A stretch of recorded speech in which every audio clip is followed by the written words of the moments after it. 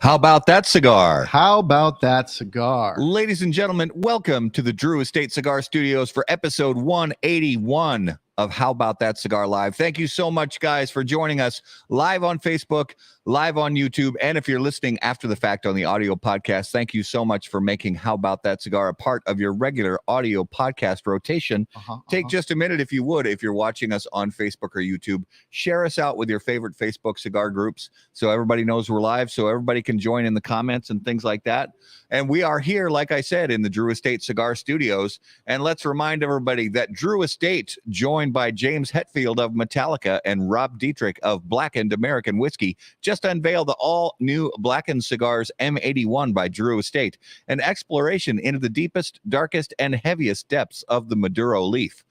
Blackened Cigars M81 by Drew Estate presents a journey through different Maduro leaves, starting with a thick and oily San Andreas Maduro wrapper, followed by a thick and meaty Connecticut River Valley broadleaf Maduro binder, and finally a blend of Nicaraguan and Pennsylvania broadleaf Maduro tobaccos.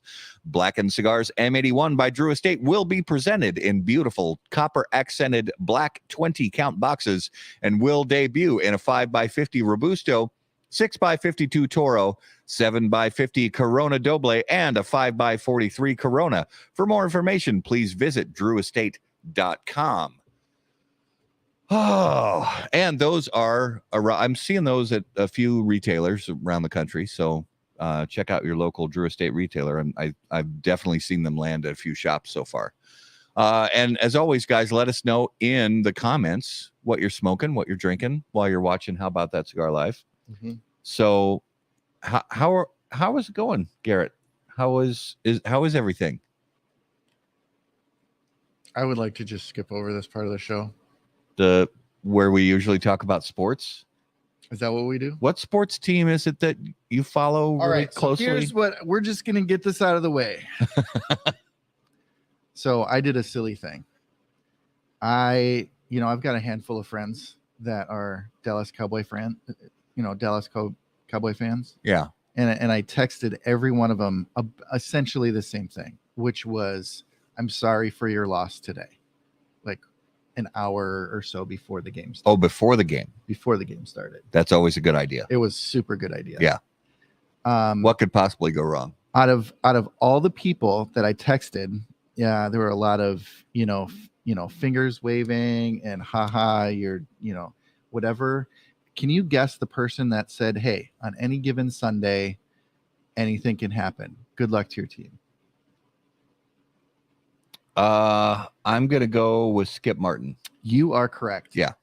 Skip Martin was the gentleman of everybody who texted me both before, during, and after the game. I received numerous messages. Oh, man. A lot of gifts of inappropriate things happening. And like every locomotives going into tunnels and things. Yes. Yeah. Absolutely. That's pretty much what the game was. It was. It absolutely was. It was the most embarrassing game to watch. So all of that to say, Skip Martin is a gentleman and a scholar, and I appreciate him not giving me a paper cut and pouring lemon juice. But I would imagine some other people were not. Oh my gosh. Orlando was like, he was ruthless. Yeah. That was a very, I have no room to talk. The Packers lost again to Tennessee and they just look terrible. They look absolutely terrible, but the Vikings just look like they completely fell asleep. Oh my gosh. No part of the game was good. Like the team that played yesterday, there's been areas where yes, we need some work, but yeah. And I'm not going to be the guy that's like, yeah, but we had some key injuries and whatever. But realistically, we had two key offensive linemen who weren't playing, and the 8 sacks that Cousins took is, a clear indicator of that. He had no time to throw the ball. Yeah. But it was rough. Oh, it was rough. So just they'll be fine. They'll be fine. It'll be fine. It's one game. It'll be fine. It's one game. So the Wild have played 3 games since last week's show, and they've won one of them. Yeah. They're still struggling pretty bad. Yep. They're not terrible, but they're struggling pretty bad. They're not losing by as much as they were for the first 5 or 6 games. So that's, I don't know. I'll just take that as a silver lining. Well, you can get on the Minnesota Gophers bandwagon. Yeah, I have never really followed college sports very closely, no matter what, whether it's Minnesota or Wisconsin, where I lived for a while, or Indiana, where I grew up. I mean, I have a soft spot for some Indiana teams like, IU and Purdue and, things like that, but I don't really, and Wisconsin and the Minnesota Golden Gophers, but I really don't follow college sports. And Phoenix Online University? Phoenix Online, yeah. And my college didn't have a sports program or a mascot or anything like that. So, yeah, boring. The Twins have been making some moves in the off season. So the Twins got rid of Gio Urshela. Mm-hmm. And for some young 19-year-old right-handed pitcher, I don't remember his name, the Dodgers we made the deal with. Oh no, the Angels we made the deal with. And we got Kyle Farmer from the Reds. So another medium old, halfway decent hitting shortstop. Woohoo! I mean, I just, there's nothing I can get super excited about. Is we got another 32-year-old halfway decent hitter who's an infielder. I'm sorry, I'm distracted. You are a little distracted. I just pulled my stick out of this. Did you unsheath your stick? I did. It was so hot. I'm sorry. Well, there's probably some pregnant people watching. I'm sorry. That's okay. That's all right. I think it is absolutely time to stop talking about sports and start talking about cigars. Yeah. And bring on our special guest of the evening. So for episode 181, let's get it going. And as you guys know, always on How About That Cigar Live, special guests are brought to us by our friends at Corona Cigar Company. Corona Cigar Company and coronacigar.com, the internet's largest and easiest to use virtual cigar store. Corona Cigar Company offers the finest handmade cigars, humidors, and cigar accessories at the absolute lowest possible price. You'll also find unique and limited cigars made with Florida sun-grown tobacco. As a proud American, president and founder of Corona Cigar Company, Jeff Borshowitz knew it was possible to bring cigar tobacco farming back to Florida. At Corona Cigar Company, you'll find the best selection anywhere in the world of cigars containing this special Florida sun-grown tobacco. If you live in Florida or are just visiting, be sure to visit any of the great Corona Cigar locations in downtown Orlando, Sand Lake, Tampa, Lake Mary, and a new location coming soon to Sarasota. To learn more, visit coronacigar.com and floridasungrown.com.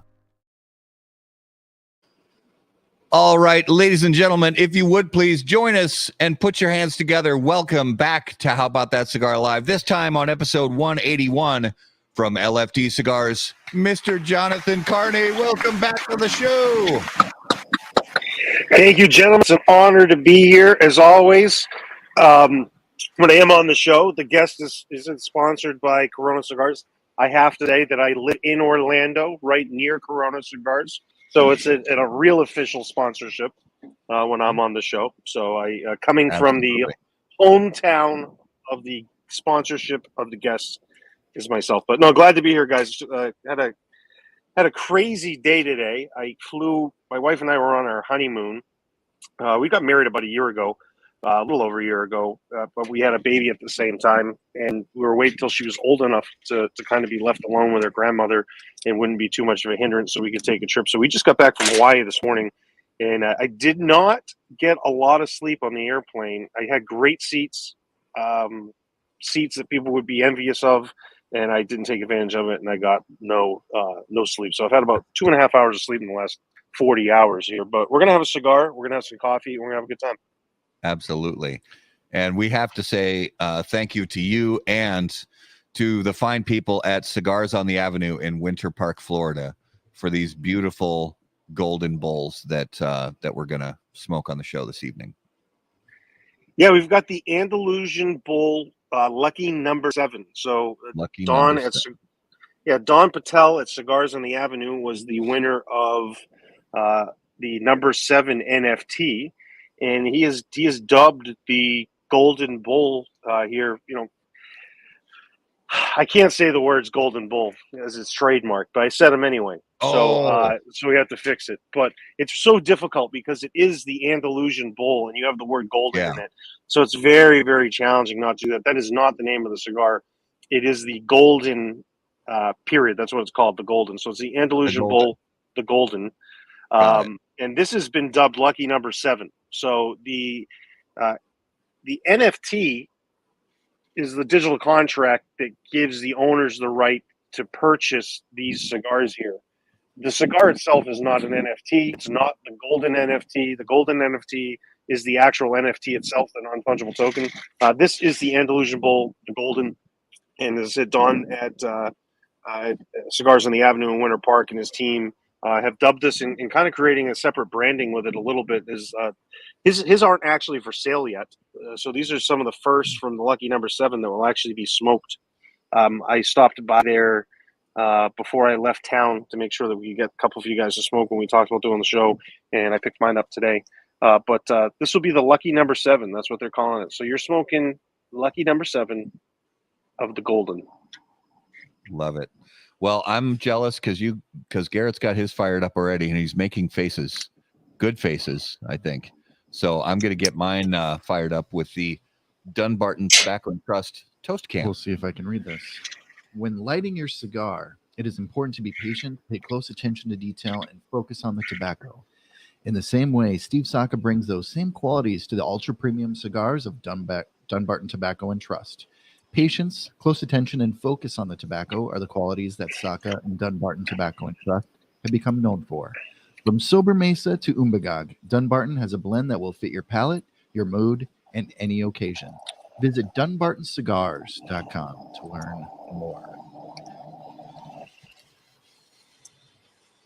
That was beautiful. I pity the people that are watching the show today. We're all tired. We're all exhausted. We've had a long day. These are really special cigars that we would probably just sit and smoke and stare at each other and not really talk about much. So we'd like to thank everyone for coming into the lounge tonight. We're just going to sit here and have a really quiet, relaxing evening. Absolutely. Yeah, it is one of those times. Like I was on Bear Duplessis show like late last night, so I'm exhausted and didn't really get a nap or anything like that today. And it's just, and we're also in the doldrums of, you know, the true beginning of winter up here in Minnesota. It's been, you know, like 32 degrees, you know, and just blustery and windy and a little bit of snow. And yeah, you kind of get it. I mean, once you get past the beginning days of winter, when you've lived here long enough, after the first couple weeks, you snap out of it and you actually do your best to enjoy winter a little bit and have a good time with it. But that first couple weeks, man, like we're in right now, you just want to sleep all day. And if you have to go outside, you just start punching the air like you're an asshole. Yeah. Hey. So a couple recommendations with this guy is I'm sure we're going to talk quite a bit about this, but I highly recommend taking your time with it. Don't smoke it too quickly. It's a I wouldn't use the term necessarily loose. Yeah, it's a very smooth draw. It's a very smooth draw. Yep. For example, if you smoke a lot of our double Ajeros, there's a little bit more give to it. This cigar does last a while. There's a lot of tobacco in it, even for its size. So, but take your time with it. Don't rush through it. I don't know how you guys normally smoke. I smoke usually quick especially when I'm on shows or working. Yep. But take your time with it. Really enjoy it and let the nuances work through it. It's a really special blend.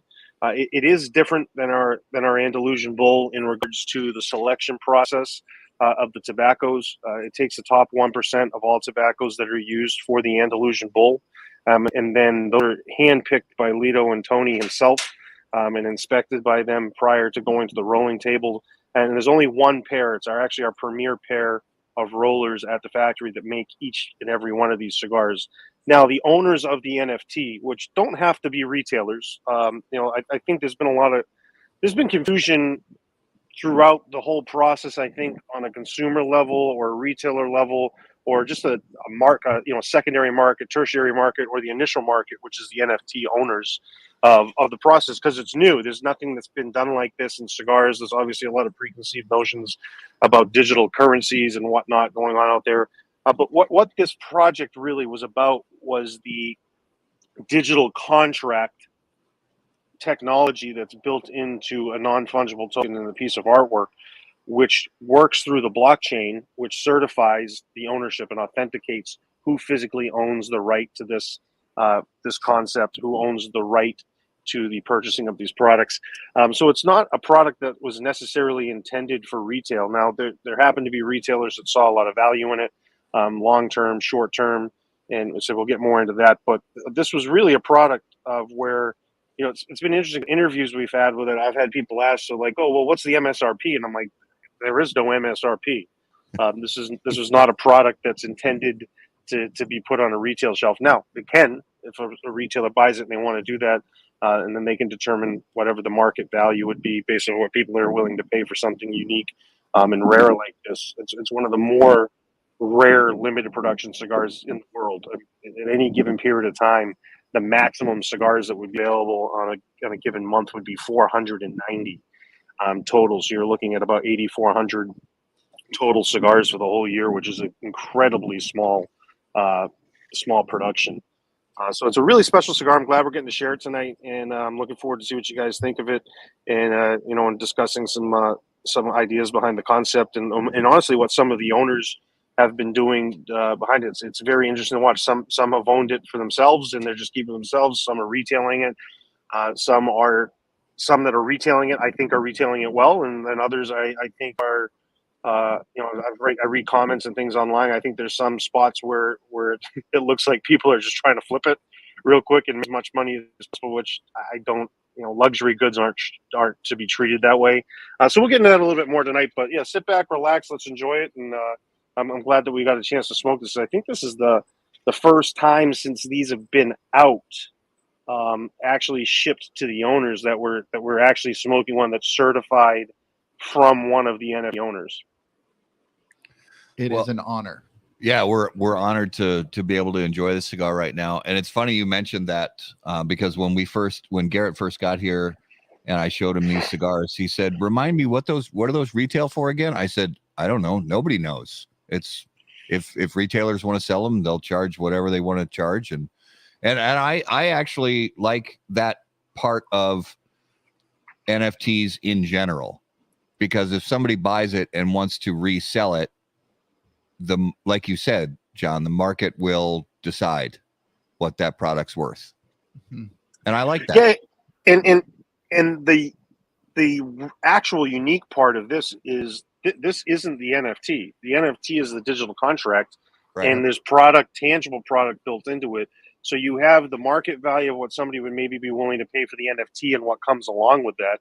And then at the same time, you have what the market would be willing to pay for something that's very limited edition, very special cigar, truly incredibly limited in nature, that we've really elevated from the Andalusian Bull itself, which was special in its own right. One of the more challenging cigars to get your hands on. So, the concept's excellent, and I think the way it's been executed, I know I've been involved in the execution, but I wasn't 100% of the execution. But I think the way that we've executed this project and the way that Tony, executed and developed this project has been really interesting to watch. I thought it was really well done. I mean, when anything goes on, there's going to be detractors, people that have opinions, comments, and things like that. And like I said, I pay attention to them because it's interesting to hear both sides, one way or the other. But this is a high-end industry. It goes from very high-end to very affordable, reasonable cigars price point. So where this will fit for people that want to put this on a secondary market, which is essentially what the retail side of it is with the retailers that own it. The private owner doesn't really have a secondary market unless he decides to sell them on his own to individuals and whatnot. But the secondary market is going to be really interesting. It determines what this is. I think if you take other high-end luxury products, obviously this is not a product that's going to be inexpensive just simply because of the nature of the quantities available. If you look at in relation to other high-end cigars, I use Oro Blanco's example, the Royal Releases, Padron 50ths, the ones that come in the nice anniversary humidor, the Louis XIII cigars from Gurkha. I know some people have opinions of what that is and not, but that sells for $1,300 a cigar. Right. So there's a lot of high-end products out there. So this is not unprecedented to have something that's luxury, a high-end price point. And then in my opinion, out of a lot of the ones that are out there are pricey, some of them are money grabs. This is truly what the market's going to be willing to pay for it. If people want these and want to spend $1,000 for them, I mean, I'm sure the owners would be happy to sell them if that's what they're looking to do. If the market says that it's trash and it's not worth anything, then it won't be worth anything. But obviously, the reputation we have as a company provided some security in the owners that decided to get involved in this of what they wanted to, what they were hoping to accomplish. And it seems like out of the owners that have it, 5 of them are real retailers. So it's been interesting to watch. And it's the free market side of it's great. If it's great, the cigar does well, the price point will be excellent, and people won't be able to get enough of them because I've watched that happen with Oro Blancos, Royal Releases. It's endless amounts of brands that do high-end cigars. So it's not unprecedented in this industry. And then at the end of the day, to be real honest, I think a product that's controlled from the seed to the end product, we control the whole process with all of our cigars. It's really authentic and a really traditional way of producing premium cigars of that Lido and as have created over the last 28 years. That with something like this, I would personally feel more comfortable spending a market-driven price on something that at least I know had the quality controls and very transparent quality controls from beginning to end. Yeah. The cigar is stupid, by the way. It is absolutely ridiculous. It's very good. It is so good. It's better than the Bull. I got this. It is on the cold draw. I got this kind of floral sweetness. Yes. Mhm. And now that it's lit up and it's about an inch in, it's you're right. You got to take your time with this one. It's not burning too hot, but this is my happy place. This ring gauge, this length, that's my happy place. And it's still got a lot of sweetness to it. The retrohale is super smooth. Retro this cigar. It's not harsh. It's not bitey. It's not overly peppery. There's a little hint of spice there that goes nicely with this kind of. Now the sweetness is not so much floral as it's more like, I know it's gonna sound really weird, but the word graham cracker keeps coming in my head. Mm-hmm. There's this sweetness that reminds me of graham crackers. And for me, I'm a little bit further into it than you are. The floral has come back. And it's incredible. All right, John. So was this NFT project, if when this was all being planned out, in let's say the hopes of it being successful, is this being used as a launching for another project, or was just where do you go from here? So this project was in the works for about 2.5 to 3 years. It was early, probably mid 2020. Tony had sat down with me and mentioned the concept of NFT. We're talking about NFTs, and he said, "Hey, do you follow any of this digital artwork stuff?" And I was like, "Yeah, I watch some of it. I'm seeing like Jake Paul, Logan Paul, and you got celebrities getting into it. Michael Jordan, Wayne Gretzky, Tom Brady, all those guys. Everybody's jumping into it, right?" And he said, "Well, the unique thing that's going on with it now," he goes, "these NFTs are coming with accessibility for other, you get access to certain things. So say you have the Michael Jordan NFT, you would then get access to Michael Jordan or Jay-Z or whoever the celebrity may be. And then he says, well, for example, he's like Jake and Logan Paul are doing these NFTs. He goes, and they have exclusive content that you get from them and whatnot. I said, interesting.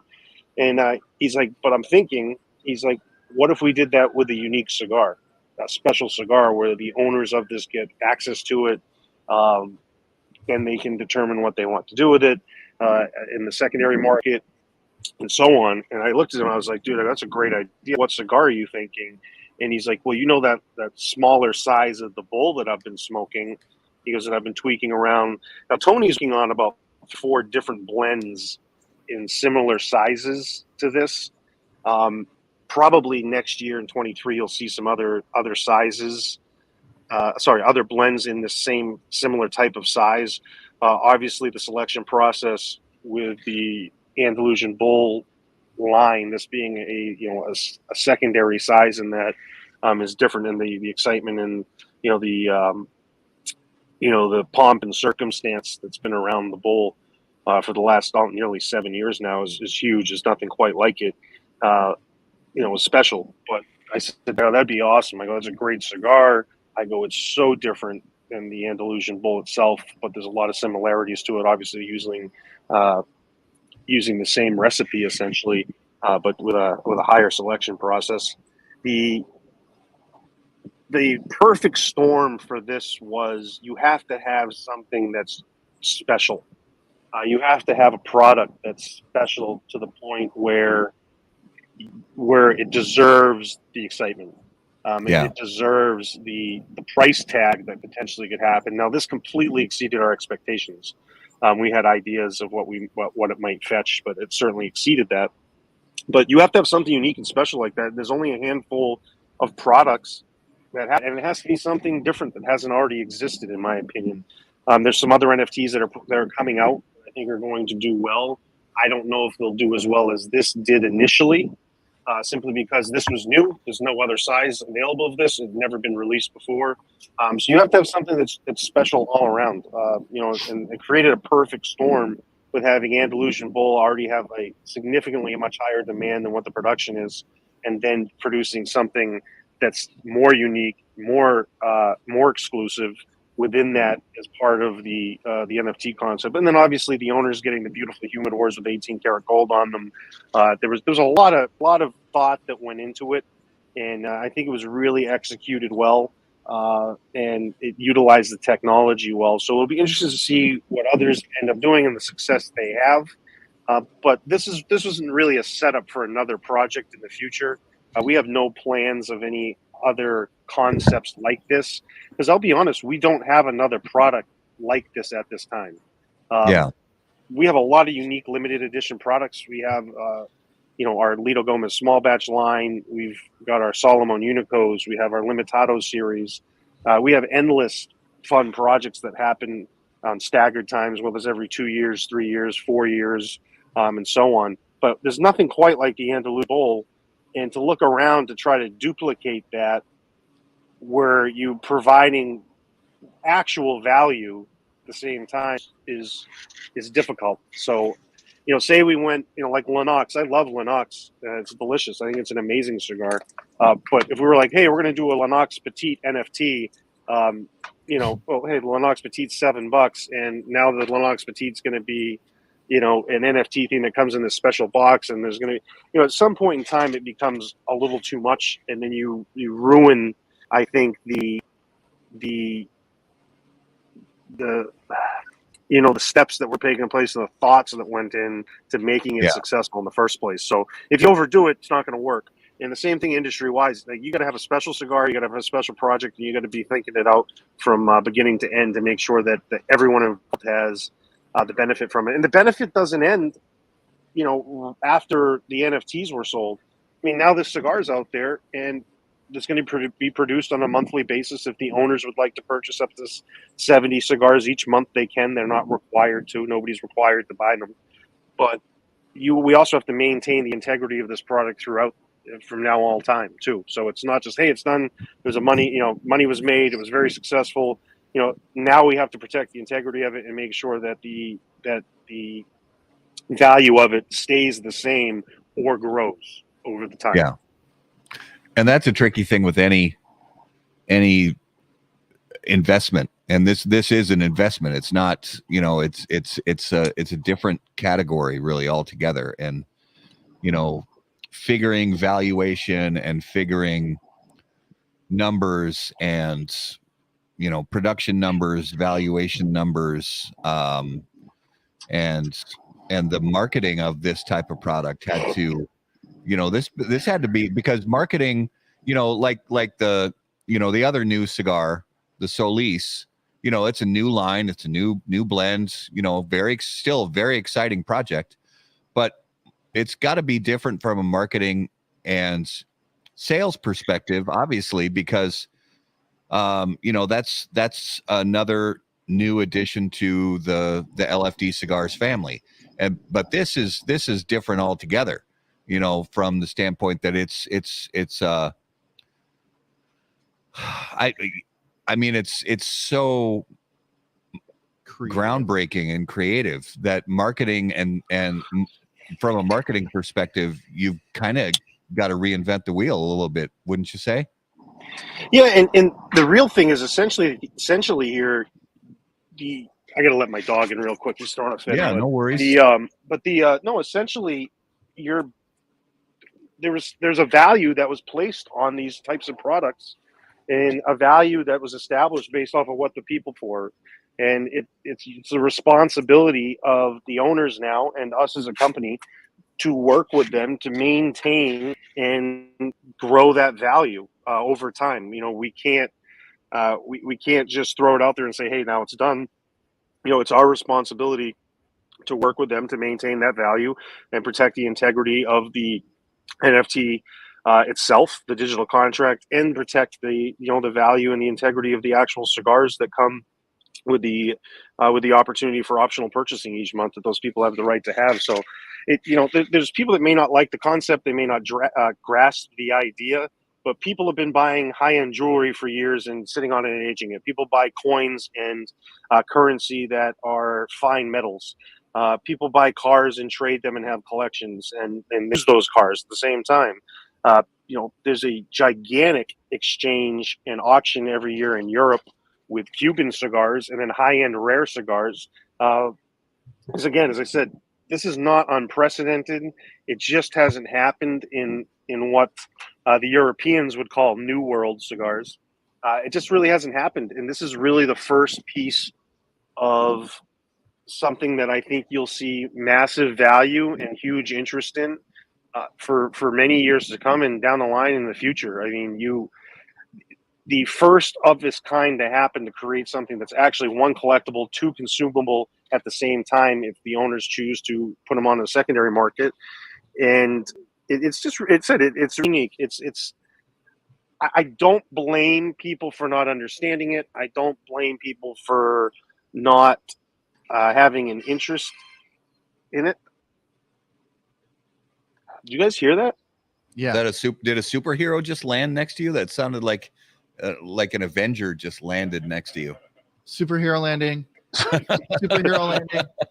I don't know what it was, but there's been some weird stuff going on in my my area of town, guys. But yeah, I said I don't blame people for not understanding. Because majority of people I talk to grasp it, love the concept, understand it, and then there's some people that just don't want to understand it because of the technology that side it's in it. They don't understand.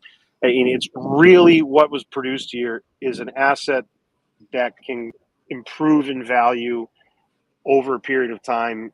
And the reason it will improve is because of the scarcity of the product and the availability, the quality of the product that was purchased, and the quality of the investment and the authenticity of it because of the technology that was utilized with the NFT technology through the blockchain. So there's nothing else like it. So it's a crazy great concept. It's a great concept that people are going to see used in terms of other products, not just cigars. I'm not patting ourselves on the back, But this technology is going to be used for titles on cars. This is going to be used for the deed on your home. This technology is going to be used for actual artwork. The tangible side of this is what's huge. So you've got this non-fungible token, but with it is certifying tangible goods. So for example, next Tuesday, Eureka, the auction house we worked with, there's a cryptocurrency and essentially NFT function and conference going on in Miami called Decentraland. And we're doing a private event with them one night. And they have an artist coming who does NFT art, but he also has physical art that he's going to put on display. So you buy the NFT, you have access to that, and you own that. But then also at the same time, you own the tangible art as well.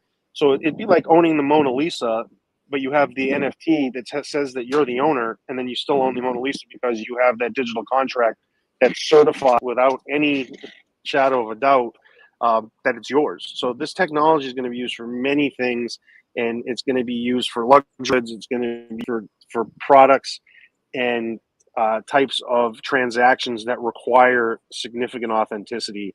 And that's where the blockchain comes in, and that's where this is really different than cryptocurrency.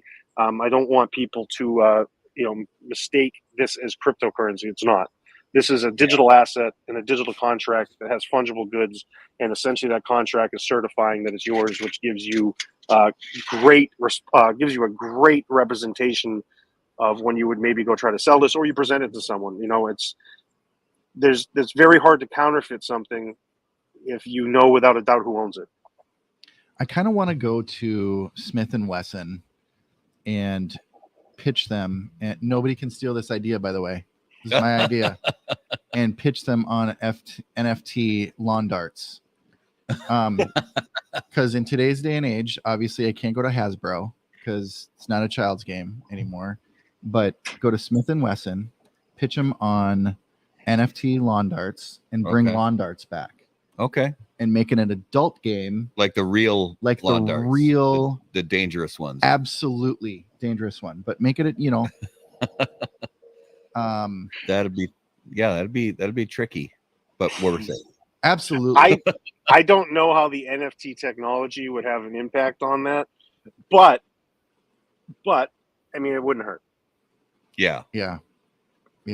And also, I think we should have just played off that none of us heard that noise because John is so sleep deprived. It might have made him crazy a little bit. I would say the issue we got in town, which I don't know what it sounded like. I got my headphones on and it's on silent, but we got urban coyotes that have been around recently, and so I don't know. They won't mess with me, but that's one of the reasons I wanted to get the dog in. But I kind of had a feeling that might have been a coyote. I don't know. It almost sounded like music, like seriously, like it was the Avengers theme song, or it was somebody's cell phone, or somebody's cell phone, maybe. No, there's nobody here. This was, you know what? Let's just see if it happens again, and then we'll do some investigating. There you go. Yes. I got to bring up Mitchell's question. This is a great question. Great question. Let's really ask the important questions here. He says, what Crocs did Carney pick up and or wear on vacation? And I gotta wonder why this question is being presented. And how was the soap? Yes. And how was the soap? Because we know soap is very important. So Crocs, I did get a new pair of Crocs, and probably that question's coming up because I posted a picture in front of the Crocs store in Waikiki across from my hotel. It said I was in heaven. These are the Crocs that I bought. These are hibiscus. Wow. And just to give a little bit, pay homage to my red, white, and blue ones I normally have, I did get the little Captain America charm and put it on here. But I thought these were killer. Nice. That's beautiful. Yeah, that's solid. So these were excellent. So yeah, I got these. I wore those everywhere. I needed a new pair that we're wearing now. Soap wise, there's a ton. So in Hawaii, they have tons of Hawaiian made goods, which is interesting because Hawaii exports like nothing. They export one of their largest exports is like used steel and things that things like that, stuff that they'd used. And then their major the biggest part of their economy is tourism, and the largest employer in Hawaii is the government. Not surprising. But there's a ton of Hawaiian-made goods on a tourist level, and one of them, the highlights is certainly the soap. And I'm going to tell you, I didn't buy any of the soaps, and there's a reason why. I question the authenticity of if it was actually made in Hawaii. Okay. I'm not saying if it was or wasn't, but I went to one of these stores, and they had these cocktails that come in jars, in mason jars, and I know the brand, and they're made in Jacksonville, Florida, and they were in this area that was advertised like local cocktail mixers at this like farm store, and I'm sitting there and I'm like, okay, if this is what's going on with this, what's going on with the soap? And I have to protect the integrity of my soap infatuation. So it is the same way that it is with the cigars. If I just couldn't bring myself to do it. And it's funny as my wife's like, "Oh, look, there's soap over here. You should take a look." And I'm like, "Babe, I'm not really interested." She's like, "Okay, like, let's whatever." And I just didn't do it. I didn't pull the trigger.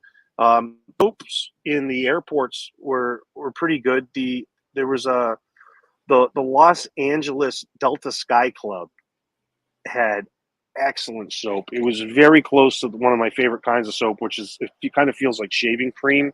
It just wasn't quite as creamy as I'd wanted, but that was one of the better soaps I'd seen in an airport recently. But no, I didn't buy any local soaps, man. I just didn't trust it. I didn't trust it. Yeah, you never know when you're getting.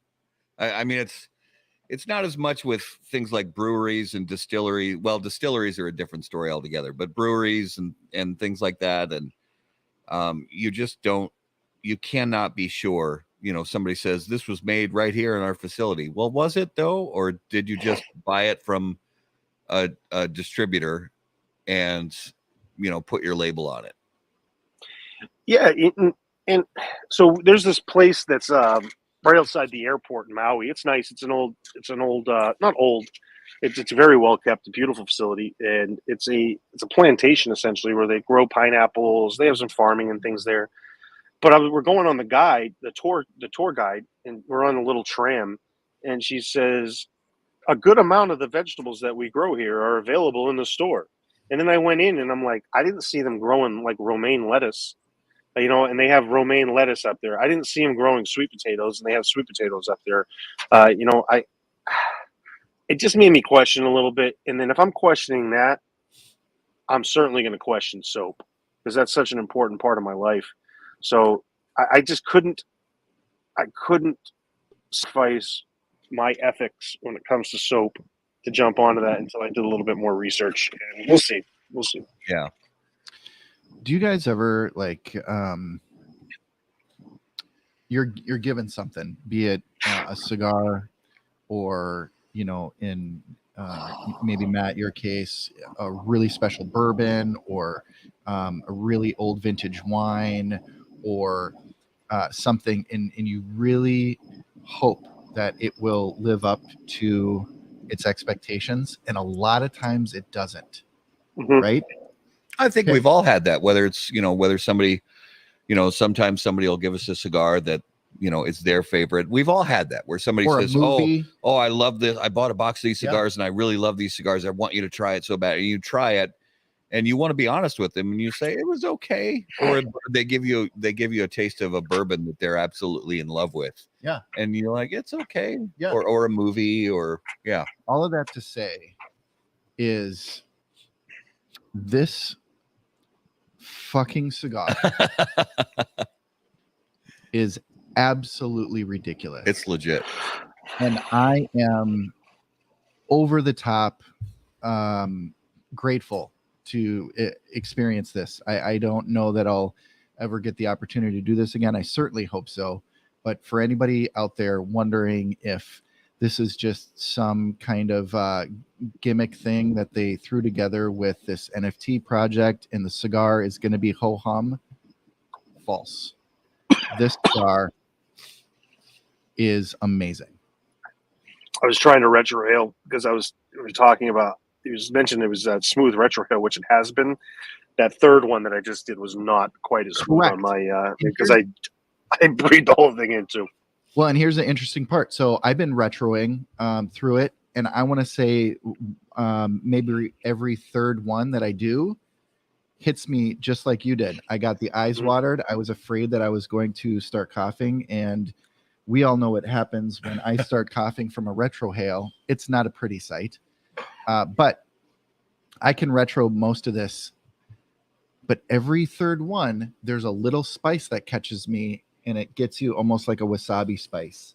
It's like butter to me. Yeah. There's a couple things that I look at. Like I don't know if you guys, but this is just with me. Like when we all smoke so many cigars. It doesn't really happen to me anymore where I smoke something that's just transcendent. Where there's some wines out there that are like $10,000. Screaming Eagle's one of them that pops in my head. I've never had it. There's no way that Screaming Eagle is going to be like this transcendent experience that takes me to another planet. However, when quality ingredients and ingredients of the highest quality are treated in the highest quality of manner, you do get something that's equally as good, if not the best that you've ever had. So tonight I smoked, before here, I smoked the Year of the Rabbit in Davidoff. I personally liked the Year of the Tiger better.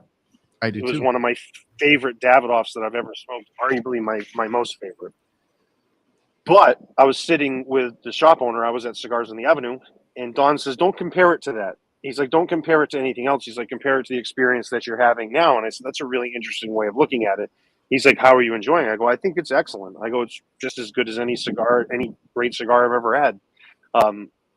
There's other flavors and things that maybe I prefer, but in that moment, it performed perfect. The draw on it was great. The flavors were amazing. You could tell that high quality ingredients were in a high quality by people that had worked over decades and a lifetime to perfect their craft. And it's the same thing I get with this. Now, for me, as I said, is this transcendent and taking me to a different experience? No, there's very few things that do that for me now. As you get older or as you experience more of something, you find what you like. That's why there's some people that, they drink all these crazy bourbons. There's almost every major bourbon drinker that I talk to eventually says to me, I'm like, I'm getting messed with. Something's going on. Is that a coyote? Could be. But every major bourbon collector I talk to, if I said, "Hey, what's the best bang for the buck?" They're all like Wild Turkey 101. Or if I mention that to someone, like, "Oh, you know what? That is really good bang for the buck." So that's great. And then there's really great. But when I spend money on something that's high end, it better perform really well. So when I Cerro Blancos, is it worth $500? I don't know, but at $500, it was excellent. It was perfect. It was everything. It was just as good, if not the best that I had. When I have my favorite wines, it's just as good as, if not the best I've ever had. The difference comes down to, for me, is the three things that I said: quality ingredients, highest quality ingredients being treated by someone and produced by someone or an artist that is the best at what they're doing. That's the difference between art too. There's great art, but what's the difference? It's a person who has a story behind it, a person who has growth and education behind it, or a lifetime of that craft. And that's what really makes things better. I eat tons of steak. I eat tons of filet mignon. However, the filet mignon I had in Waikiki Beach this past week was phenomenal. It was excellent. It was one of the best pieces of steak I've ever had. It was just anything I've ever eaten. And it was because it was prepared and produced by an expert and somebody that was a master of the crafts. And so that's really what I get at with these things. Is when people say, "Is it worth it?" Very few things transcend me, but I start to appreciate more things as I stop trying to get the next best thing.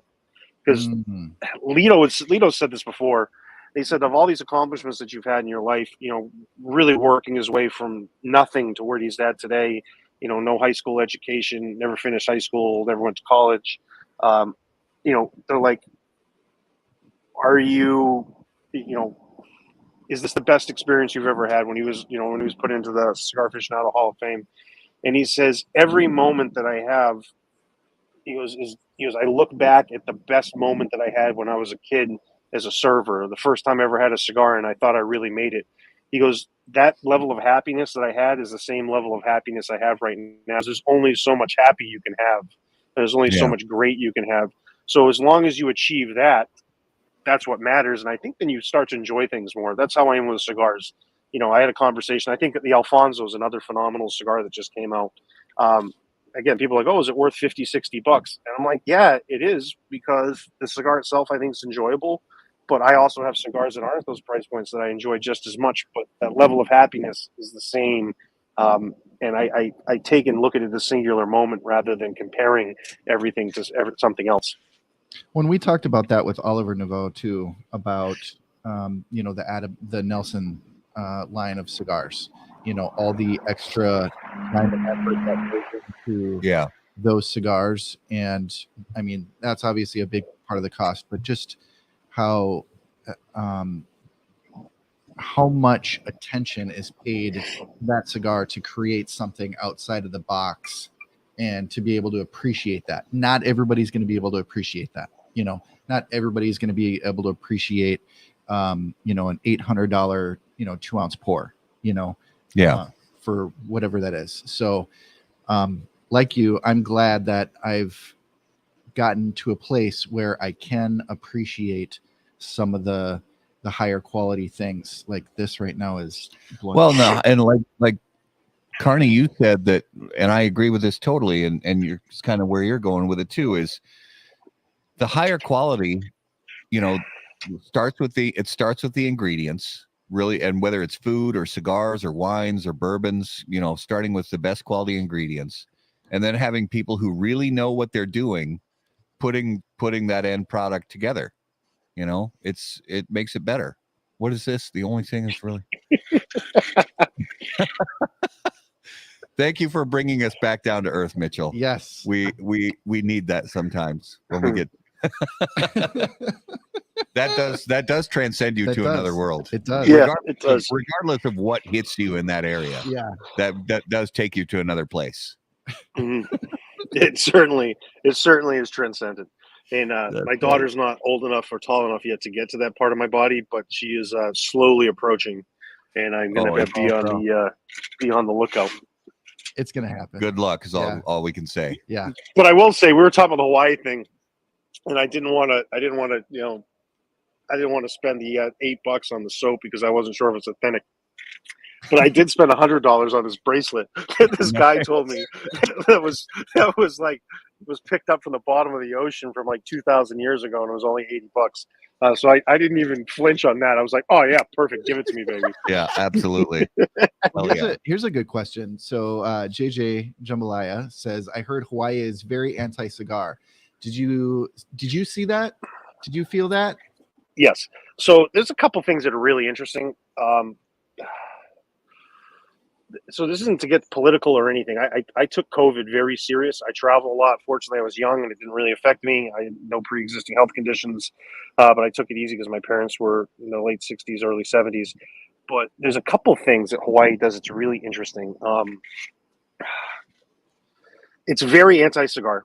They had one smoking area at my hotel, and it was underneath a tree up on a cliff, and it was in the parking lot of that cliff.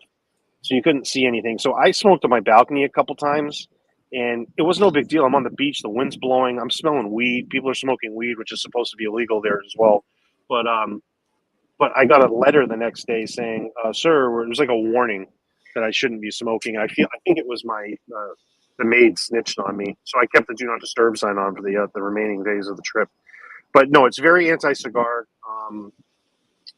It's expensive.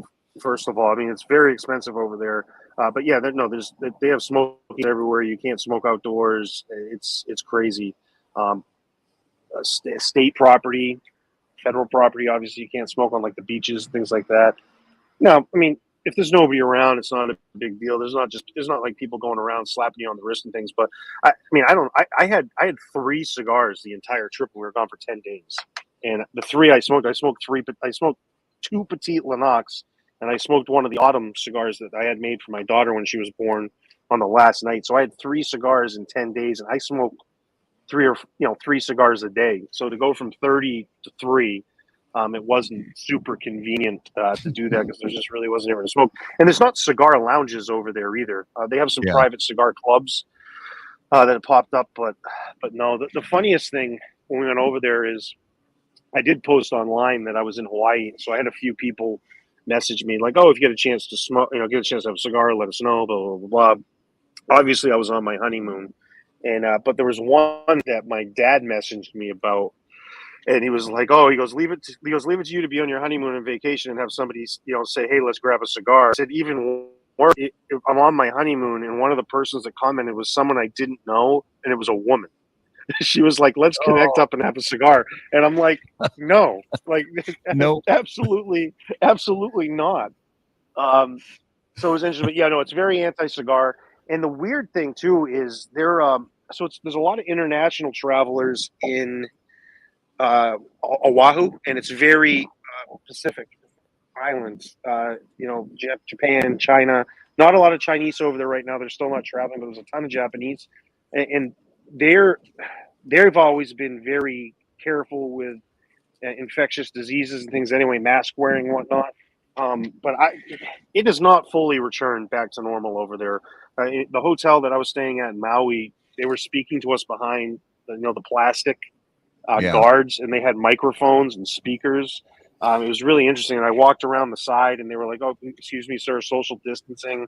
So I was a little surprised, at 3 years down the road, that it was still a little challenging, and there were some remnants of the last few years. But you think they're an island, and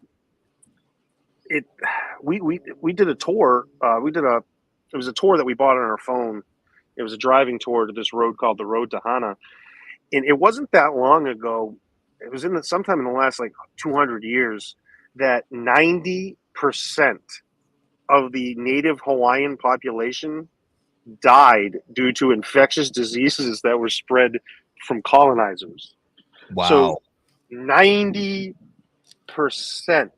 Ouch. So I'm sitting there and I'm like, you know what? There's history, which isn't that long ago, where there's some precedent that's kind of set. Because after I heard that, I was like, you know what? Maybe I would take it a little easier. You're on this island. If somebody gets it and it's something that's really bad, it's going to spread.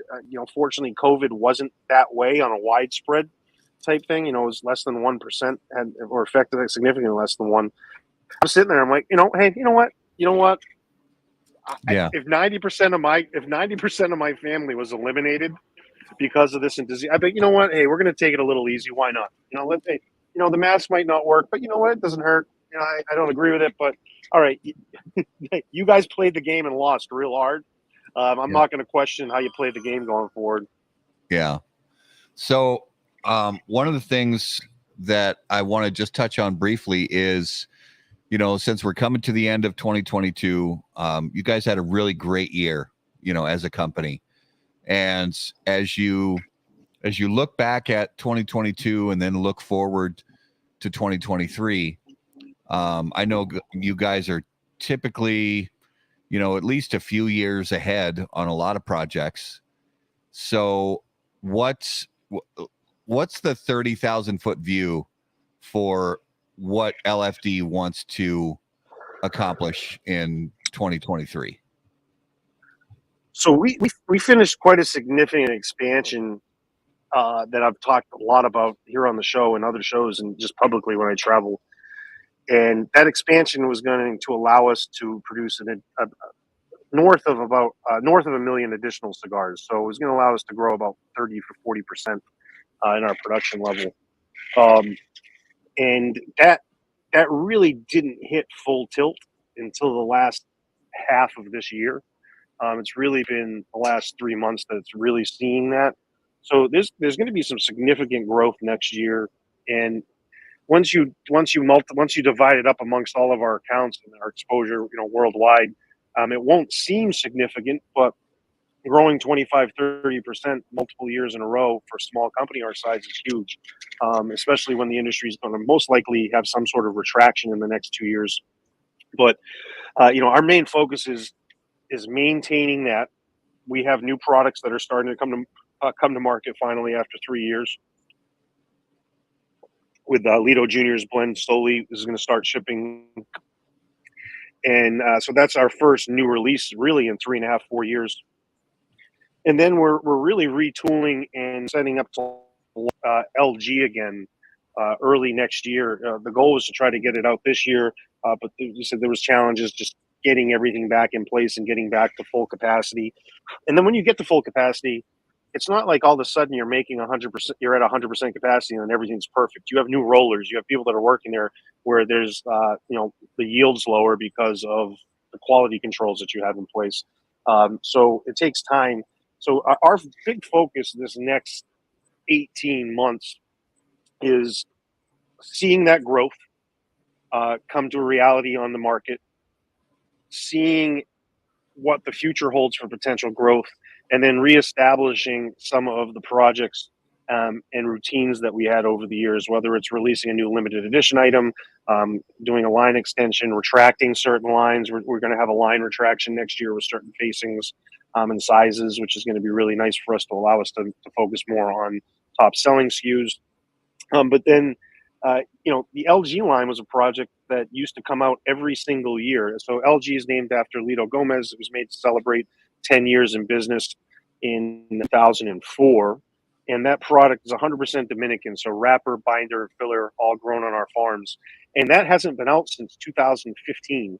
So once we get to 23, it'll be almost 8 years that's been a gap in between. And the reason that gap happened was Andalusian Bull had Cigar of the Year. Demand went tenfold over what we make. And then we were playing catch up for 3-4 years with that. And then COVID hit. So you really extended 3 more years on top of that. So that's going to be a real big focus, bring it back to our roots with yearly projects like that, focusing on our core lines, and then just continuing to make the base of our structure as strong as possible. So when we do grow, we can maintain the quality and consistency that we have for 28 years. So that's the big picture. There'll be some other fun projects. As I said, once we get back to our roots a little bit more this next year, once we get a little bit more comfortable with the production schedule, you're going to start to see some more of our unique projects, limited edition items, and things like that. And you'll see a little bit of a scaling back on some of the facings and some of the projects that we've done over the last several years. If you watched the COVID time, one of the big things we did were the gourmet smoke sessions with myself. Now we're still doing those events, but now we're utilizing our line of cigars rather than what we were doing during COVID, was making some unique special cigars with cigar tobacco art on them. That was something special when we really didn't have time and we didn't have the capacity to make something just unique for each individual account, or even do a larger scale project with a line extension or a new product like Soli. So we're scaling that back now a little bit and getting back a little bit more to our roots and a little bit more of a traditional pattern of growth and expansion and operation of the company. So that's really the next 18 months. Okay. Very cool. Well, we're excited for it. Yeah, most absolutely. definitely. I'm still loving this cigar. Yeah, it's really well done. I think it's super legit. It's exceeded my expectations, So, to be honest. Yeah. I have a question for Garrett. Yeah. Is it time? Oh, I'm just asking. yes, absolutely. You're sure? I am sure. All right. It is now time for this week's Numero de los Muertos. And as always, Numero de los Muertos is brought to us by our friends at Smoke Inn.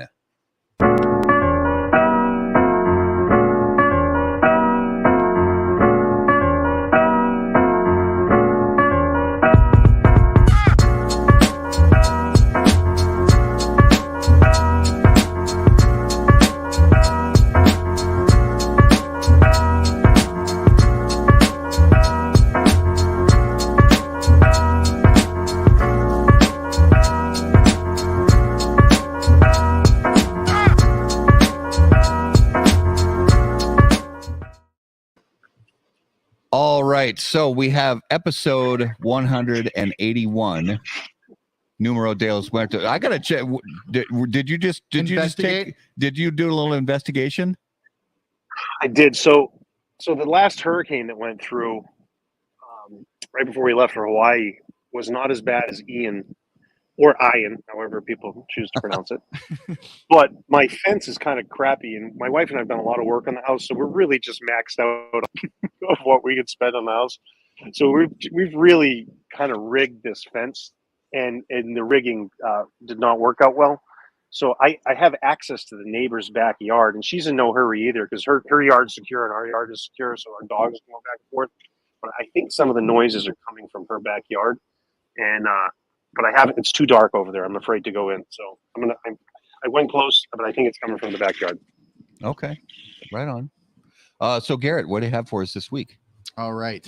This week, I've got between 2015 and 2020, so a 5-year average, 1,000 people in the U.S. die every year from this. 2015 to when? 2020. All right, that doesn't count as one of my questions, does it? No. Okay. And we don't have a limit on questions, really. I like to limit myself. I like it. You are clarifying the clue. 2015 to 2020, 1,000 Americans? Correct. Die every year. From this. Yep. It is not a virus. All right. Yeah. We have already got guesses coming in. As always, viewers, if you're watching live on Facebook or YouTube, if you have guesses, throw this in the comments. Help us play 20 questions or 40 questions or 11 and a half questions. Does it happen in my backyard? No. Is it something that another person can inflict on someone? Yes. And it is not a recreational activity. It is not an urban coyote attack in Orlando. I'm going to say, I don't know. I can throw guesses out, right? Yes. No urban coyote attack. Going to the bathroom. No, sir. Number two. Nope. All right. So since I'm going to make another guess, I know you said no, but since I was just in Hawaii and they have a lot of Asian persuasion there, every bathroom you go into has a bidet. So I'm going to say 1,000 people died from misuse of a bidet. That is awesome. Not even close. No. How do you die from that? I don't know. There's creative people. People will find a way. It is not a disease. It is not frostbite. It is not poison of any kind. Is getting their foot getting stuck in an escalator. We did that one. We did that one. Is soap involved? Soap is not involved. It does not involve a weapon. Are Crocs involved?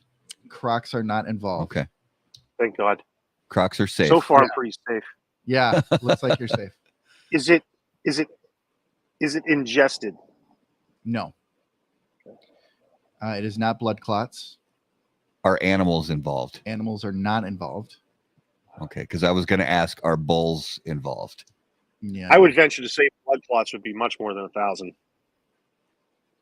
Yeah, that's probably more. Probably right. I mean, 1,000's very. This is something that is a freak accident. It does.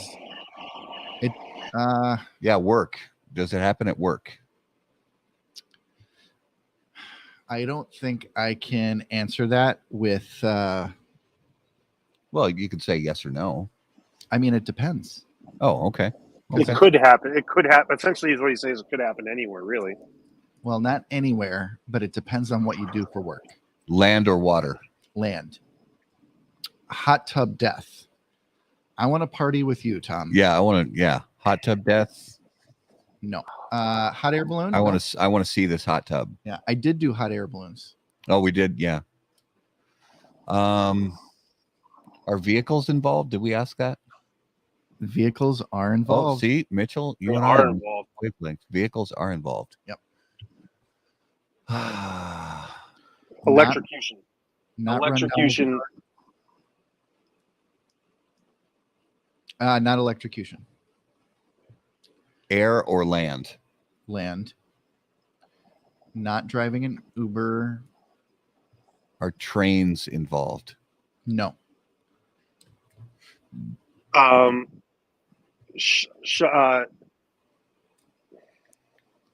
Shutting yourself in the door of your car. No. Are these pedestrian vehicles or recreational vehicles? Hang on. Not snowmobiles, not forklifts, not jaywalking. Yes, cars are involved. Okay, so these would be pedestrian Yeah. cars. Not airbags. Is it having a problem with your exhaust system and exhaust gets into the car somehow? No. Not driveway accident.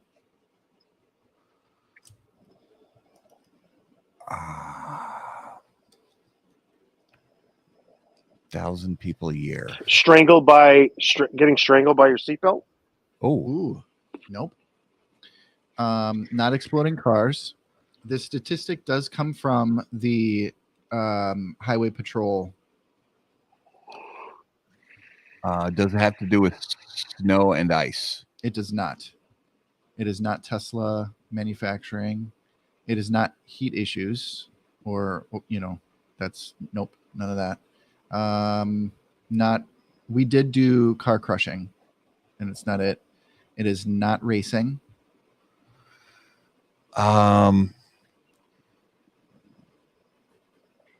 Does it have anything to do with user error? Yes. So it's operator error. It is not traffic control person, not tire changing, Pumping gas. not pumping gas, That's a good guess. not a tire problem.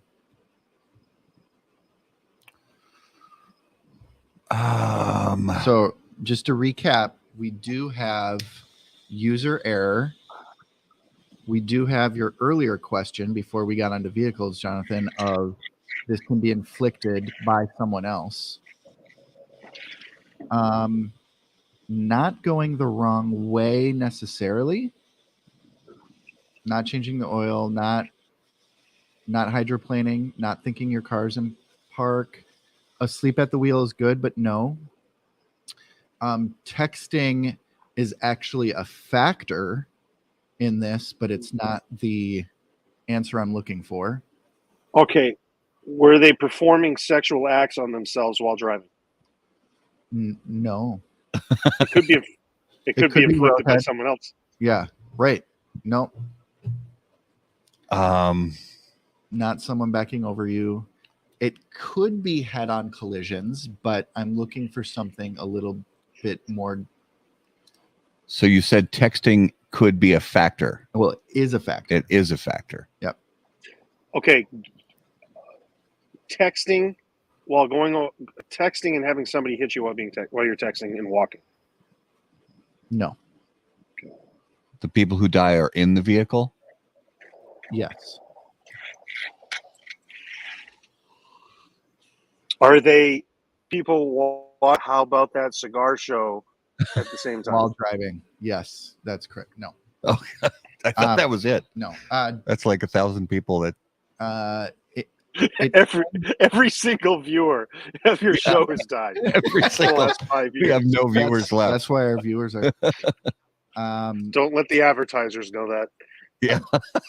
Distracted driving kind of falls under texting. Not police chases. Is it searching for stuff to watch on YouTube and or Netflix? No. So distracted driving can be. You know what's cool? I just took the Andalusian Bull band off. I didn't realize that there's a full holographic band underneath it. Yeah, I can see it. Really? I can see it kind of peeking out underneath there. I just thought it was a little bit of the band. It's a full holographic band.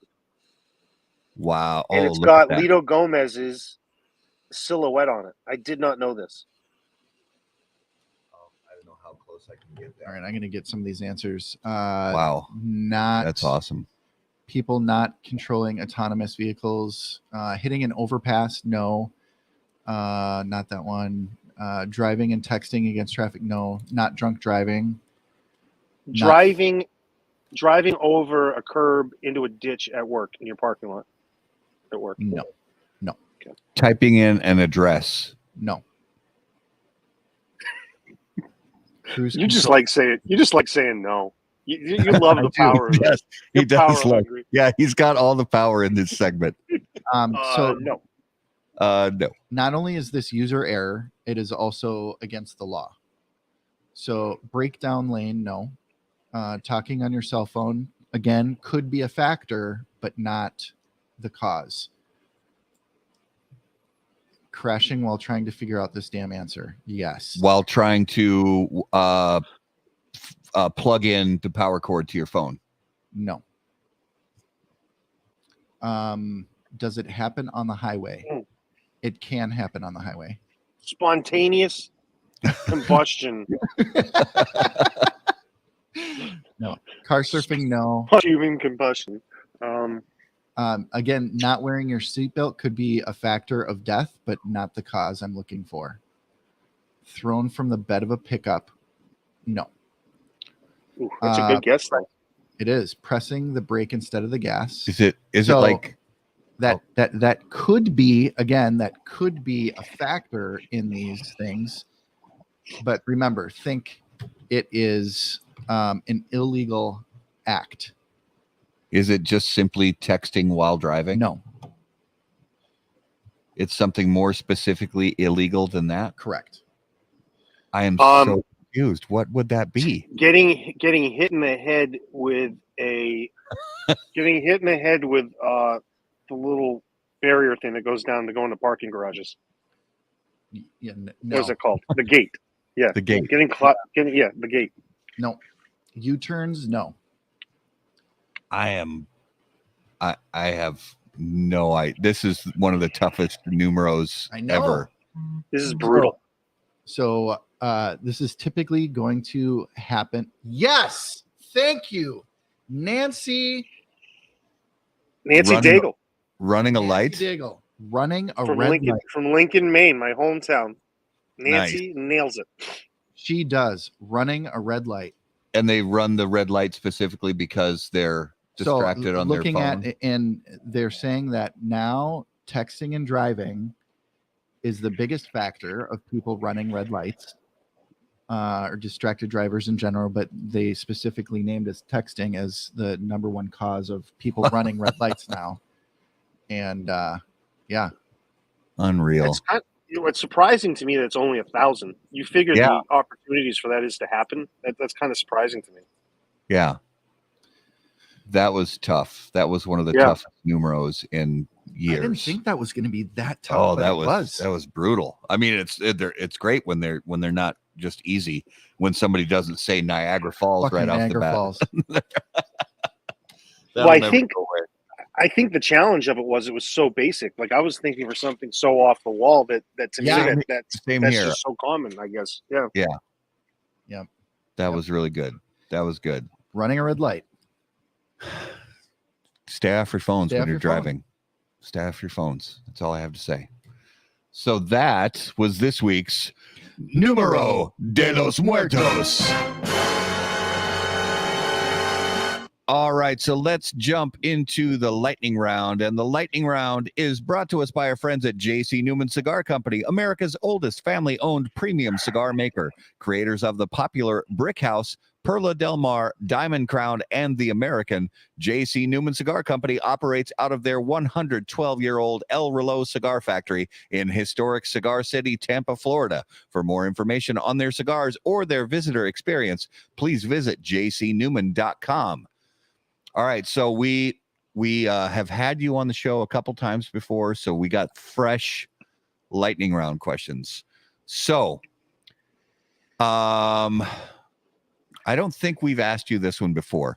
So, and if we have, just say so, and we'll go on to another one. But who was the one you can remember when you were a kid or a teenager, a celebrity that you had a huge crush on? Ooh. Jennifer Love Hewitt was probably the real first. That's I would say I would go Jennifer Love Hewitt. We watched, my friends and I used to watch that I Know What You Did Last Summer show, like the movie, like on repeat on the video, the VHS. We just hit rewind and watch it from beginning to end as we played video games. Yeah, And she's. No, go ahead. One scene. There was one like 5-second section of the VHS that was worn out from getting paused so many times. Yeah. Yeah, I think that I would say that was sustained too for an extended period of time, because we went through like little celebrity crushes and whatnot from time to time, but she was the most sustained, where she really had like a 5-year run that was just, it was just the only thing we could talk about at the lunch table. Yeah. Let's do. By the way, I'm going to share something with you. So Yeah. my sister and I, this is related to my celebrity crush, and I know, not to be awkward, let me bring my sister into it. But I mean, I'm from Lincoln, Maine. Nancy can attest to it. There's some stuff there that's questionable from time to time. So I'm not saying I'm involved in it, but no, my sister and I actually have this pact that if we're ever on like a game show, and it's like know your brother, know your sister, or whatever the name of it is, if somebody ever asks what your celebrity crush is, then who would it be? And I said mine would be Jennifer Love Hewitt. Unfortunately, I have forgotten hers, so I would be done. But I think she would remember it. And this is the first time I ever got asked it, so I got to actually make good nice. on my promise that I made to my sister. Nice. Okay, so if you could have an unlimited supply of one thing for the rest of your life, and you can't say money, cigars, or time, but you could have an unlimited supply of one thing, what would it be? White truffle salt. Wow. Like you didn't even hesitate. Just Not boom. even. No. He snap called you. Because I have to imagine white truffle salt is not a cheap product. No, it's like $40 for like an ounce and a half or something. At least the one that I like. Yeah, so I have it. We use it a lot, but an unlimited supply. I mean, I would. There's so many things you could do with it. You can make truffle butter on it.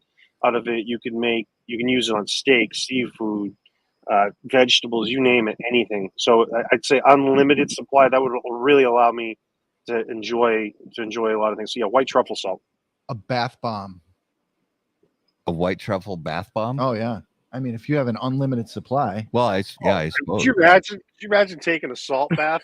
And they're like, "Oh, sir, are you using Epsom salt?" No, I'm using white truffle salt.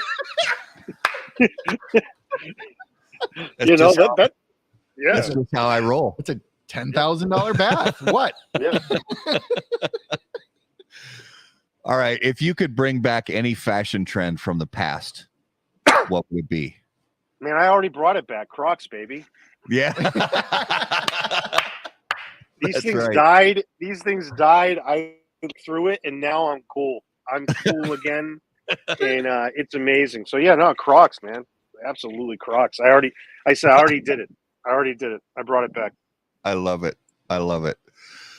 So let's move into Did he already do the? Yeah, last time. Oh, yeah, okay. sorry. No, it's all right. Well, you so can ask it again and see if I answer the same. Okay. Yeah, ask. This All was right. that last time we had you on. Mike Shepherd-Cabbage came over and was sitting next to you while you answered this one. So Okay. All right. The zombies are coming, and you get to choose 3 industry people to be on your apocalypse zombie survival team. Who do you choose? I know exactly who I picked, and I would do it again. I picked Christian Aroa because he's got private jets and he's crazy. Yep. That's right. He works in and out of his family's worked in and out of Honduras his entire life. They got something going on there that I know would be helpful in the process. I picked Lito Gomez because he's a scrapper. I work for him, and the food would be excellent. The cigars would be good. He's a scrapper. He's come from nothing. And then I picked John DeOliver from Roma Craft because he has an arsenal. yeah, He's and that the was most well set up arsenal. Yep.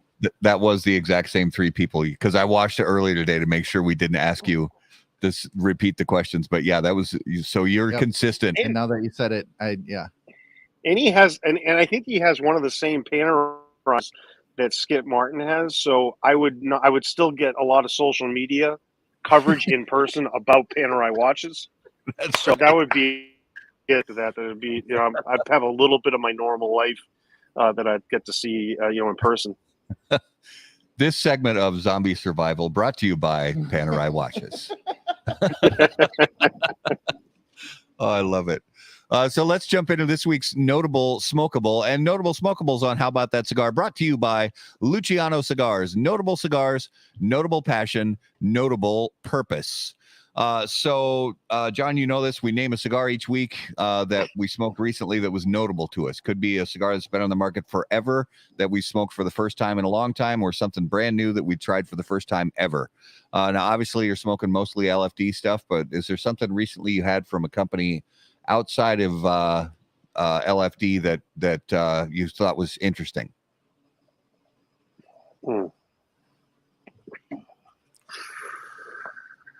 So I smoked that Year of the Rabbit tonight. It was good. I liked it. I wouldn't say that was the most standout for me. I was tired too, so it wasn't the best occasion to smoke it on. Man, those Alfonsos are really freaking good. The answer I really wanted to give, because I thought it was still lightning round after the sponsorship here. I was going to say Ace Prime, but I didn't think that was in good spirit of the advertising, since it's, we got the Luciano thing there now. To say that. You know what? I had, it was kind of fun. I was on a fishing trip with Luciano in April, and he was working on some new blends and stuff with some of the new things he's got coming out. And he kind of shared not the information that was going with the other way of his company, but he was kind of hand picking cigars based off of what I like to smoke, which I thought was fun. So I would say probably in the last year, outside of the different projects and things that I'm involved in with LFD, and outside of the different cigars that I smoke, I'm a very habitual smoker. So I'm almost religiously smoking LFD, Padron, Alfonso, any of the Byron Atabay stuff, and I smoke a lot of CLE and Asylum too, because I'm close with them and I really like Corojo. But I would say, and it's not just because it's sponsored by Luciano, I would say it was kind of cool. I hadn't had anybody in a long time hand pick something they wanted me to try, or a couple different things they wanted me to try based off of what I smoke. And I thought that was really cool. And I kind of enjoyed that. That's a moment that I do remember from this past year. That was really interesting in terms of just individual cigars. And I know I'm answering this question deeper than what you asked. I really want your advertisers to get bang for the buck, so I try to bring them up when we talk.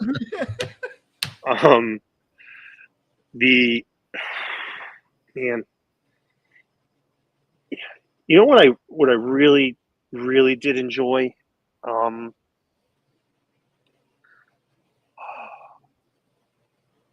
Man, that's so tough. I smoked.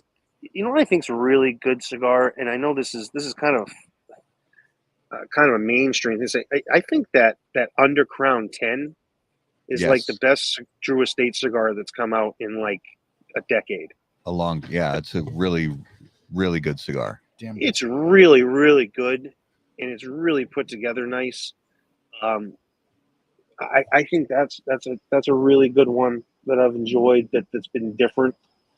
For me, that I visited. I smoked it 2 weeks ago, and I'm going to be real honest. I hadn't had a Drew Estate cigar for probably 5 years. Yeah. League of Nothing. And I picked that up, and I was like, you know what, I want to try it. And man, it was a really good cigar. And the reason I picked it up is because Matthew Tobacco at Smoking Tobacco had picked it as Cigar of the Year last year.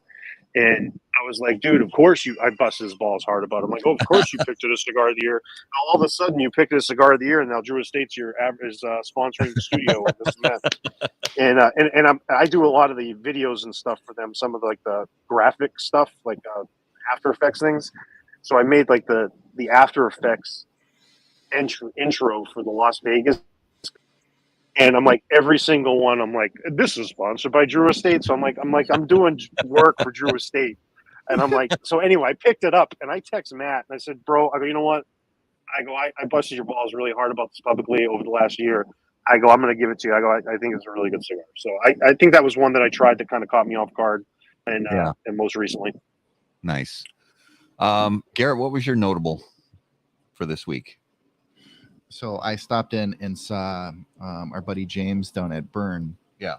and he just got a box of Espinosa Elite 22.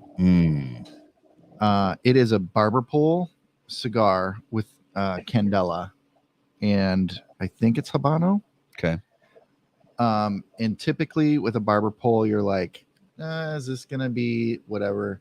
It was the most unique and delicious cigar that that I'd had in a long time, and it was fantastic. Nice. So if you are in the vicinity of a Espinosa lounge, get yourself an Elite 22 if they have them. Because that Elite thing, it's like a member deal, but they also have it for their Espinosa lounges. Correct. Yeah. Hard to find, but sounds like it's. I'll have to go. I haven't been down to Burn in a while. I have to make a drive down there and say hello to those guys. My notable this week was the newest Muestra de Saca, the Bewitched, and we smoked it at the trade show when we sat down and talked to Steve at the trade show. And I smoked another one this morning. Actually, it was my first cigar of the morning, and it's such a subtle blend, but there's so much going on. I personally think there's a lot of complexity to it.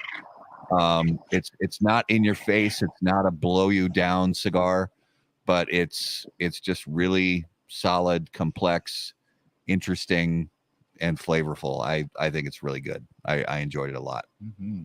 So that was this week's notable smokables, brought to you by Luciano Cigars, improving lives through fine cigars. Visit lucianocigars.com to learn more.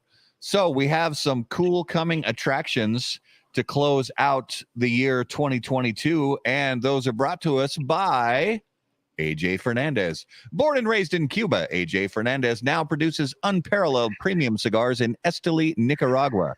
The AJ Fernandez portfolio of cigars provides blend, strength, and flavor profiles to match the preferences of any premium cigar consumer. Whether it's New World, Dias de Gloria, San Latano, Enclave, or Bellas Artes, you are sure to be satisfied with a premium cigar from AJ Fernandez. So next week on the 28th, we have Tim Osgener from Osgener Family Cigars. On the 5th of December, we have Juan Lugo from a new up-and-coming brand called Don Doroteo Cigars. And on the 12th of December, none other than Cigar Coop himself, William Cooper, will be here in Minnesota, live in studio. And we may do it live in studio. We may go to a local shop. We'll see. Yeah. We'll see how it goes. And then closing out the year on the 19th of December, we're going to have our annual year in review show. So, John, thank you so much for being on episode 181 of How About That Cigar, brother. Thank you.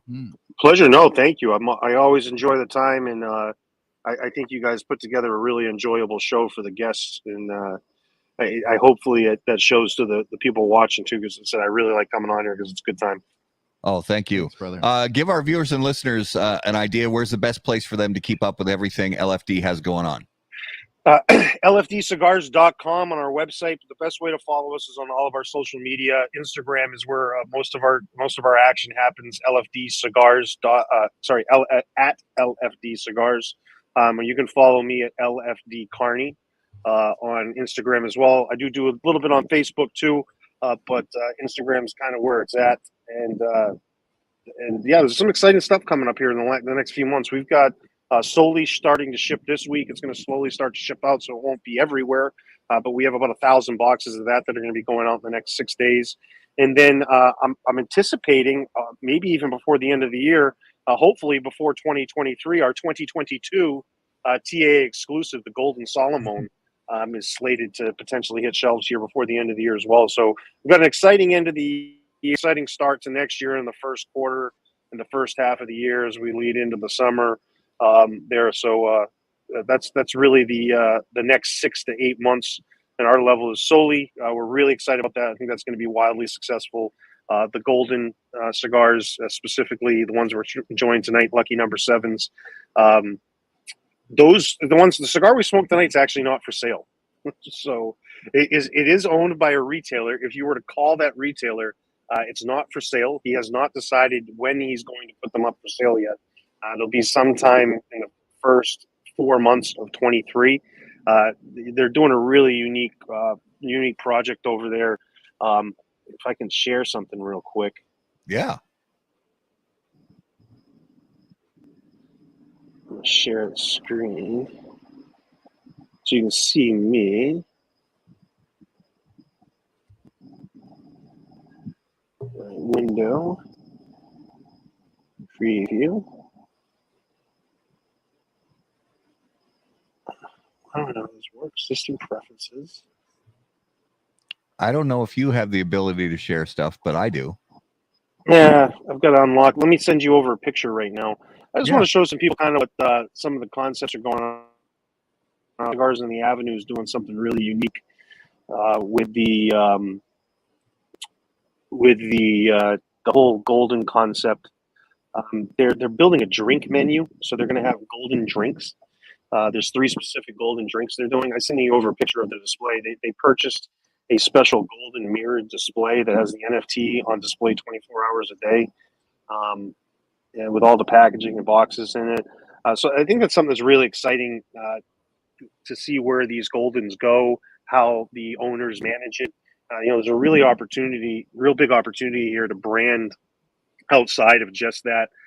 They're really going all in with the number 7, lucky number 7 concept. That was part of the reason why he got that. So it's good. It's a really exciting next few months with the Goldens. It's a really exciting few months with the release of Soli. I know Lito Jr. is really excited about that, and we are as a company are proud of what he's done with that and where that's going to go. So it should be a really good end of the year with a lot of exciting things out there.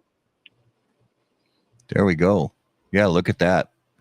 I mean, the presentation is absolutely stellar on this new product. It's so well put together. It's eye-catching. It's I mean, it's got a really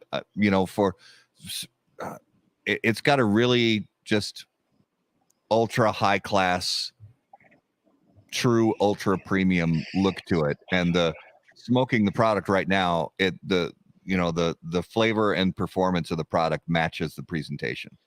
Yeah, and I a lot of the talks I have with the Golden owners, there has some of them that seem that they just threw it out there, put a high price on it, and that they're right to do that. But I really think the success of this project for the owners, if they're choosing to have it have a secondary market in their retail store, would be they would really be at an advantage if they would really treat it like what you're looking at right here. I mean, these cigars are treated with the best of care. They have their own private humidity, their own private location. The whole concept of the project's there and explained. I mean, it's really building something just beyond having a nice cigar. It's really building something that people can be a part of, enjoy from all levels, enjoy the drinks, the cocktails. He's branding his lounge with projected lights of special logos that he's had made of it. It's a really cool concept, and it's special to be able to enjoy this, and it's taking something that's already special and making it even bigger than what it could be. And so when you take things, as I said earlier, when you take things that are high quality ingredients presented in the right way and handle them that way, even when you own it, is if you take a really nice car and treat it like trash, it's going to be a trashy car.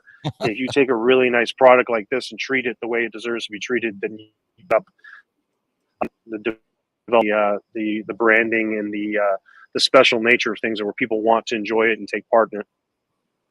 That's very cool. Well, Jonathan, thank you so much, brother, for being on episode 181. We look forward to seeing you next year at trade shows and other events and things like that. So have a fantastic night and a fantastic holiday season with your family. And we look forward to seeing you in the coming months. Guys, it's 67 degrees. I'm freezing to death here. Come on. Oh, you poor gosh. guy. I feel really bad. I really do. So sad. Thank you all. I appreciate it. And thanks for everybody that joined us tonight. We really appreciate it. And I hope you enjoyed it. And we appreciate you guys supporting the industry and our brand and all the viewers as well. Absolutely. Well, viewers and listeners, guys, thank you so much for being the best part of How About That Cigar Live. Take just a minute, if you would, please, and subscribe to the YouTube channel and follow us and like on Facebook so you don't miss anything that we have coming up. If you have questions for us, you can email us directly on the website, howaboutthatcigar.com. Be sure to follow us on all social media at HBT Cigar. And of course, until we see you guys next time, burn cigars, not bridges. See you guys. Thanks. Everybody.